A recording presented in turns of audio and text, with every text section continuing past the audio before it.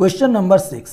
रहीम के कमरे की लंबाई 3.5 मीटर, चौड़ाई 3 मीटर, ऊंचाई 3 मीटर, इसकी चारों दीवारों पर रुपए 15 प्रति वर्ग मीटर की दर से सफेदी कराने का व्यय ज्ञात कीजिए।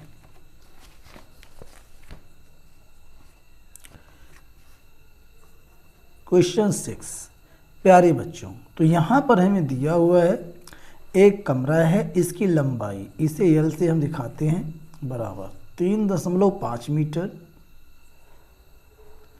इसके बाद चौड़ाई इसे बी से दिखाते हैं, ये दिया हुआ है 3 मीटर। ऊंचाई दिया हुआ है 3 मीटर, इसे एच से दिखाते हैं 3 मीटर। अब यहाँ पर हमें क्या करना है कि कमरे की चारों दीवारों का क्षेत्रफल निकाल लेना है। इसके लिए फार्मूला होता है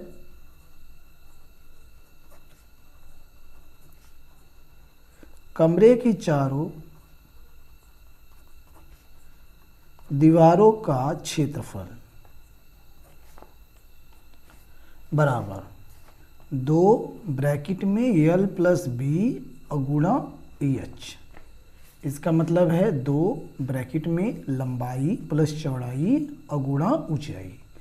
यहाँ इन तीनों को उठाकर इस पे हम रख देंगे तो हमारा क्षेत्रफल चारों दीवारों का आ जाएगा। ठीक है, कमरे की चारों दीवारों का क्षेत्रफल आ जाएगा 2 ब्रैकेट में एल के स्थान पर 3.5 प्लस बी के स्थान पर 3 गुणा एच के स्थान पर भी 3, 2 ब्रैकेट में 3.5 और 3 को जोड़ेंगे आ जाएगा 6.5 गुणा 3। इसका मतलब है तीनों की आपस में गुणा है 2 गुणा 6.5 और गुणा 3। 6.5 की 2 से गुणा करेंगे तो 6 दूनी 12 13, 13 में 3 के गुणा कर देंगे 13 3 39 वर्ग मीटर। ये हमारा कमरे की चारों दीवारों का क्षेत्रफल आ गया है। अब यहाँ पर व्यय हमें दिया हुआ है सफेदी कराने का व्यय। व्यय का मतलब होता है खर्च। ये दिया हुआ है, कितना दिया हुआ है देख लेते हैं। 15 रुपये, 15 रुपये प्रति वर्ग मीटर हमें दिया हुआ है, यानी 1 वर्ग मीटर का 15 रुपये खर्च लगेगा। 15 रुपये प्रति वर्ग मीटर ये हमें दिया हुआ है। अब यहाँ पर हमारे पास कितना है 39 वर्ग मीटर, तो 15 से इसमें गुणा कर देंगे, कुल व्यय हमारे पास आ जाएगा। सफेदी कराने का कुल व्यय 15 गुणा 39, इसे हम रफ में गुणा कर लेंगे।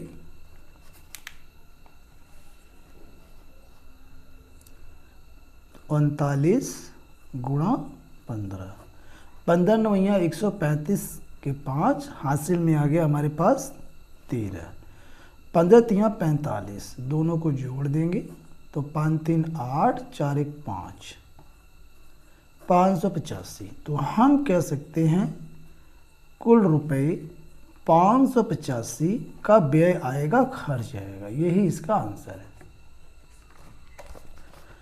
प्रश्न 7। एक घनाकार डिब्बे की एक भुजा 10 सेंटीमीटर है तथा एक अन्य घनाभ के आकार के डिब्बे की लंबाई, चौड़ाई तथा ऊंचाई क्रमशः 12.5 सेंटीमीटर, 10 सेंटीमीटर तथा 8 सेंटीमीटर है।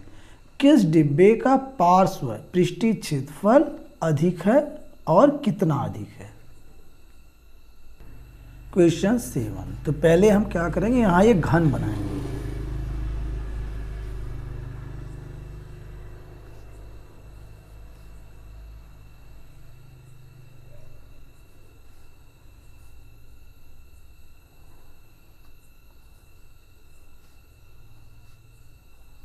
इस प्रकार से प्यारे बच्चों आपको घन बना लेना है। ये हमारा है घन और यहाँ हम बना लेंगे घनाभ। तब यह प्रश्न अच्छे से समझ में आएगा।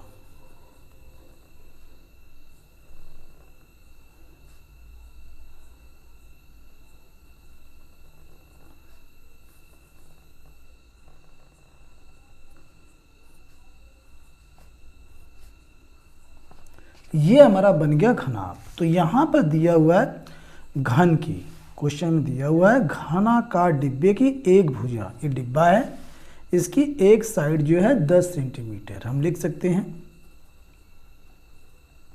घनाकार डिब्बे की एक भुजा बराबर 10 सेंटीमीटर। अब घनाभ का भी देख लेते हैं। तो घनाभ का यहाँ पर हमें दिया हुआ है लंबाई, चौड़ाई तथा ऊंचाई क्रम से। तो आगे वाला लंबाई और ये बीच वाला चौड़ाई और अंत में ऊंचाई। तो लंबाई को L से दिखाते हैं, चौड़ाई को B से दिखाते हैं, ऊंचाई को S से दिखाते हैं। ये दिया हुआ है, लिख लेते हैं कितना कितना है। ये सेंटीमीटर में दिया हुआ है। लंबाई 12.5 सेंटीमीटर, चौड़ाई 10 है, ऊंचाई 8 है, 8 सेंटीमीटर। हमें क्या बताना है कि इन दोनों में से किसका पार्श्व पृष्ठीय क्षेत्रफल अधिक है और कितना अधिक है। प्यारे बच्चों, पार्श्व पृष्ठीय क्षेत्रफल का मतलब क्या होता है कि यानी ये ऊपर का और नीचे का, ये दोनों हम छोड़ देंगे। पार्श्व माने जो हमें सामने दिखता है, तो ये इसके पीछे का ये सब सामने का हमें दिख रहा है। इसी प्रकार घनाभ का ऊपर का ये नीचे वाला छोड़ देंगे और ये जो चारों तरफ का ये हमें, इसे कहते हैं पार्श्व पृष्ठीय क्षेत्रफल। ठीक है, तो दोनों का हम निकालेंगे बारी बारी से। सबसे पहले घनाकार जो डिब्बा है इसका पार्श्व पृष्ठीय क्षेत्रफल, पार्श्व पृष्ठीय क्षेत्रफल यानी घनाकार डिब्बे का पार्श्व पृष्ठीय क्षेत्रफल। तो इसके लिए फार्मूला होता है 4a स्क्वायर। 4 और a का मतलब होता है भुजा। भुजा कितनी है 10, 10 का स्क्वायर। तो 4 गुणा 10 का स्क्वायर 10 में 100, 4 से गुणा करेंगे 400, 400 वर्ग सेंटीमीटर। ये है घनाकार डिब्बे का पार्श्व पृष्ठीय क्षेत्रफल। इसी प्रकार यहाँ पे हमें दिया हुआ है घनाभ, यहाँ पे दिया हुआ है घनाभ के आकार का डिब्बा, ये हमारा है घनाभ, यहाँ लिख देते हैं घनाभ। घनाभ के आकार का डिब्बा है, इसका पार्श्व पृष्ठीय क्षेत्रफल, पार्श्व पृष्ठीय क्षेत्रफल। तो इसके लिए फार्मूला होता है हमारे पास। क्या फार्मूला है उसे हम देख लेते हैं। 2 ब्रैकेट में L प्लस B गुणा में H।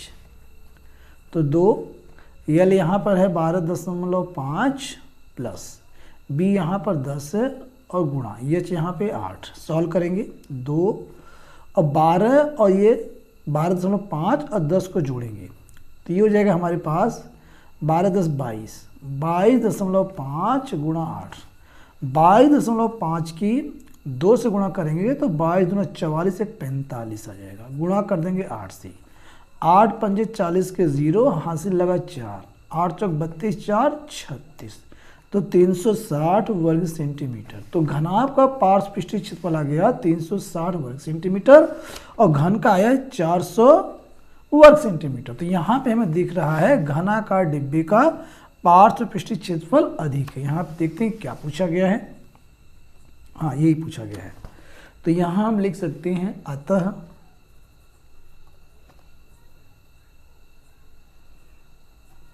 घनाकार डिब्बे का पार्श्व पृष्ठीय क्षेत्रफल, पार्श्व पृष्ठीय क्षेत्रफल अधिक है। और यहाँ पे हमें ये बताना कितना अधिक है। तो हमें क्या करना है, 400 में से 360 माइनस कर देना है। 400 माइनस 360 घटाएंगे आ जाएगा 40, 40 वर्ग सेंटीमीटर अधिक है। तो ये इस प्रकार इसका आंसर क्लियर हो गया। Question number 8, Pradeep sweet stall को मिठाइयाँ पैक करने के लिए गत्ते के घनाभ के आकार के 200 डिब्बे बनवाने हैं जिनकी लंबाई 25 सेंटीमीटर, चौड़ाई 20 सेंटीमीटर तथा ऊंचाई 5 सेंटीमीटर है। यदि गत्ते का मूल्य ₹40 प्रति वर्ग मीटर है तो डिब्बे बनवाने की कुल कीमत ज्ञात कीजिए। तो प्यारे बच्चों, यहाँ पर हमें दिया हुआ है क्वेश्चन नंबर 8 में। सबसे पहले यहाँ पर हमें दिया हुआ है लंबाई, यानी हमें क्या करना है, एक डिब्बा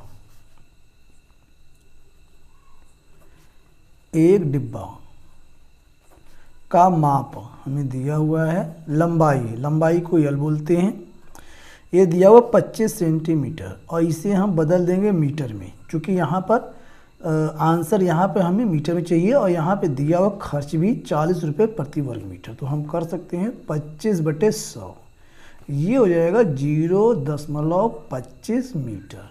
इसी प्रकार चौड़ाई दिया हुआ है 20 सेंटीमीटर, तो b बराबर 20 सेंटीमीटर। इसे भी हम मीटर में बदल देंगे 20/100, तो ये आ जाएगा 0.20 मीटर। इसी प्रकार यहाँ ऊंचाई दिया हुआ है, यानी h बराबर ये दिया हुआ है 5 सेंटीमीटर, तो इसे भी हम मीटर में बदलेंगे 5/100, तो ये हो जाएगा 0.05 मीटर।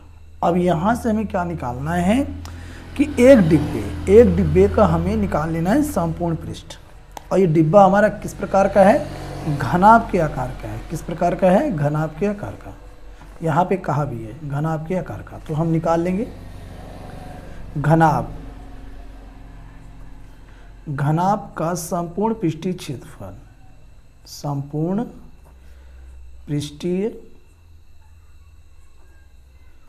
क्षेत्रफल, या हम कह सकते हैं एक डिब्बे का क्षेत्रफल। एक डिब्बे का संपूर्ण क्षेत्रफल बराबर 2 ब्रैकेट में LB plus BH plus HL। ये फार्मूला हम अप्लाई करेंगे। इज इक्वल टू 2 ब्रैकेट में LB के स्थान पर हमें L और B यहाँ लिखा हुआ है 0.25 गुणा 0.20, फिर है प्लस ये है BH, B के स्थान पे 0.20 और H के स्थान पर 0.05। अब प्लस इसके बाद है HL, H के स्थान पर 0.05 और L के स्थान पर 0.25 गुणा 0.25। इसे हम सॉल्व करेंगे 2 ब्रैकेट में 0.25 और 0.20 को हम गुणा करेंगे, तो यहाँ पे हमारे पास आएगा 0.05 प्लस 0.20 और 0.05 की गुणा करेंगे तो आएगा 0.01 प्लस और 0.05 की गुणा करेंगे 0.25 से तो आएगा 0.0125। इन तीनों को हम जोड़ लेंगे, तो जोड़ने पर क्या आएगा 2 और आएगा हमारे पास 0.0725। इसकी 2 से हम गुणा करेंगे तो आएगा हमारे पास फाइनल 0.145 वर्ग मीटर। ये आया है एक डिब्बे का क्षेत्रफल।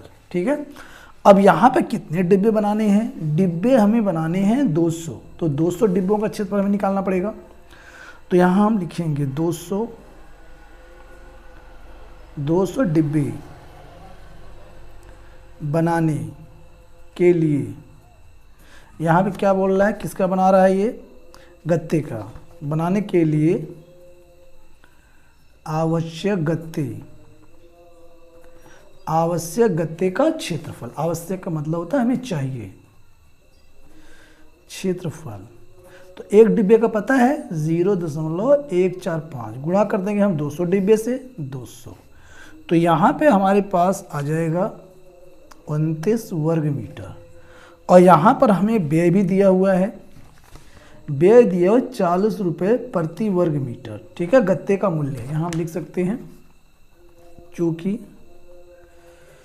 गत्ते का मूल्य बराबर 40 रुपये प्रति वर्ग मीटर, अतः डिब्बे बनाने के लिए कुल कीमत बराबर 29 में हम गुणा कर देंगे 40 से, तो यहाँ पे आ जाएगा हमारे पास 1160 रुपये। यही इसका राइट आंसर है। Thanks for watching.